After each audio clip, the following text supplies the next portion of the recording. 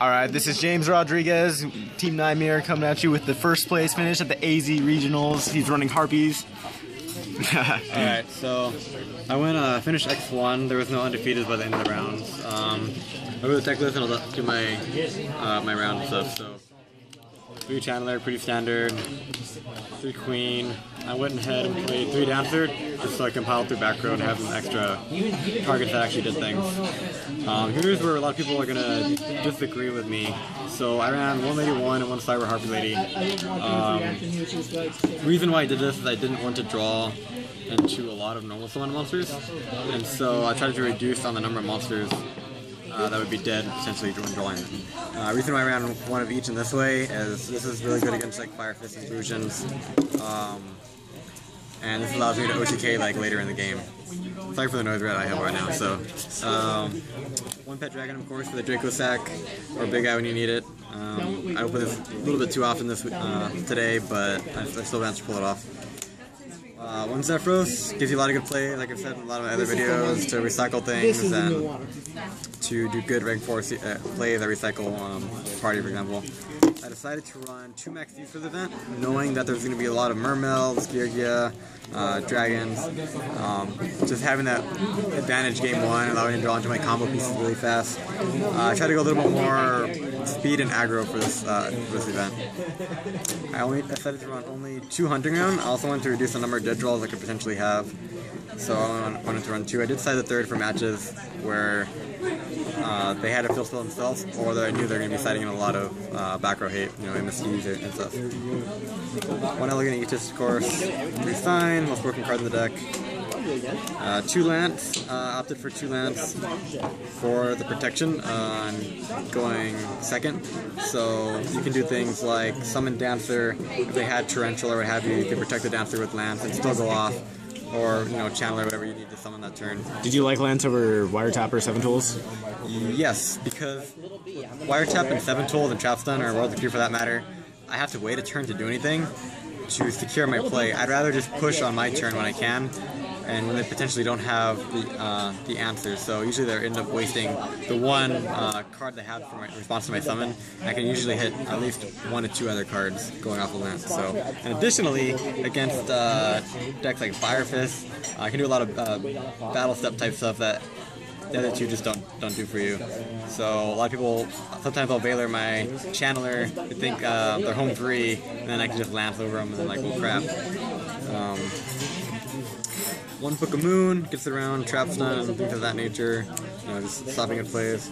And another broken card today, 2 Soul Charge. This literally just came out. I had to scramble today to find these 2. Luckily I was able to find someone willing to help me out. I definitely like Soul Charge at 2 in this deck. I think 3 is a little too much. Considering how much I deck in, I can usually see it pretty early enough when I need it. Yeah. Generally speaking, I don't pay more than 2,000 life points actually with Soul Charge. Reason being is because I use Soul Charge as a way to secure plays that were otherwise stopped. So if I was going to do a Channeler play, or Exceed play, and they go Torrential or what have you to stop my play, I usually do this as a backup play, because I think they have no more plays left, so then I can go Chidori, target one their face down, get rid of their monster, stack, whatever. So, although you can't OTK with them, obviously, you can set them back quite a bit. And additionally, I actually played a Bujin player that had Decrease, so I was able to use this to summon one of my Harpies from grave to pop it with my field spell. So it's a good one for 1 values too. If you can bring Chandler back, you know, discard 1 card and still go off. So it's a free reborn when you're also popping the back row, which is stupid. For protection traps, 2 Fiendish. I felt that was enough for me. I'm running Reckless Greeds in here too. 3 actually. So I felt I had enough draw power that I can run lower amounts of some of my better traps. 1 of, 1 Torrential, 1 Solemn, 1 Mirror Force. I decided to add a Mirror Force back in just because I wanted to go for mass destruction when possible. And a lot of people weren't expecting Mirror Force actually, because a lot of people weren't running it. So when I drop it on them, they'd be like, well crap, you know, what am I going to do? I have Magical Hats back in. If you saw my last video from ARG Vegas, you'll see why I did this. one skilled prisoner as well. So knowing that fire fists weren't going to be as prevalent, even though this is bad against mermails, a lot of people still don't expect to be going against magical hats since they haven't seen Harpies doing very good lately. So I can resolve Sign really easily. And skilled prisoner has a lot of great plays against mermails, fire fists, and bujins. You can you know, protect your cards or your monsters to stop Veiler. So it worked out pretty well for you today? Just the one? Just the one of it. You can search it off of magical hats. So that's usually what you do, this and Sign. So, and then the last card, of course, 3-party to OTK. And I didn't draw multiples, or I didn't really brick this weekend actually, or today. So, onto the extra deck. Hey for you. 2 Cowboy. Like I said in my last video, I wanted to bump it up to 2 to have ways to OTK. If certain stuff failed with parties, sometimes you need a second one, or if they have the Veiler, so you have the second one to finish them off for sure. 2 Chidori. I actually kind of want to bump this up to 3 just because of Soul Charge. You can it's just so good with it. Phantasmal Dragon. I didn't bring it out once. This will probably become a Chidori. What I have now. 1 Crazy Box, mostly for the skill drain dragons. It didn't end up happening, but I wanted there for the option. 1 Dweller, of course, because of mermails and bujins and other things. 1 Queen Dragon for the rank 7 play late game. 1 Maestro just for stall. We don't want to bring a 1/1. 1/1, of course. 1 Barrel Fade. 1 Black Ship. Okay. Wise. Okay. Yeah. I got my decks going. Alright, so Excite Night, which is, you know, some of the better rank 4 seeds, and for rank 7s, 1 Draco Sack, 1 Big Eye. With Soul Charge, I kind of want to run a second Draco Sack, just because it's a really good play to secure, you know, you can still pop their back row, and Draco Sack's still hard to answer. So. For the side deck, I ran 2 Alley of Justice Cycle Readers. Basically for the Bujin matchup, it's basically a DD Crow. It's a quick play. You can banish up to 2 lights, so for Harpies, I chose this over Light Imprisonment Mirrors because of the fact that I can deal with their monster on my turn rather than having to wait a turn to do anything. Because I have cards like Lightning Chidori and Black Ship of Corn, I can usually get rid of anything we have. Additionally, you can stop their what's the card called? Carnation play by getting rid of their targets. The 3rd Maxi for matchups where I needed it, you know, like mermails, decks that are really fast, you needed to stop them and also get advantage. 3rd Field Spell, 2 MST, this is pretty much a standard. These 3 were pretty much standard side in for any match that I played. But if they have a lot of back row, of course. Or if I knew they're going to be siding in things against me, like bujins with degrees and such. 1 Dark Hole, since I don't main it, decided to side it. Mostly against decks that spam and try to be really aggressive. Better for me going like second or such. 2 Mind Crush was pretty much against every freaking deck I played today.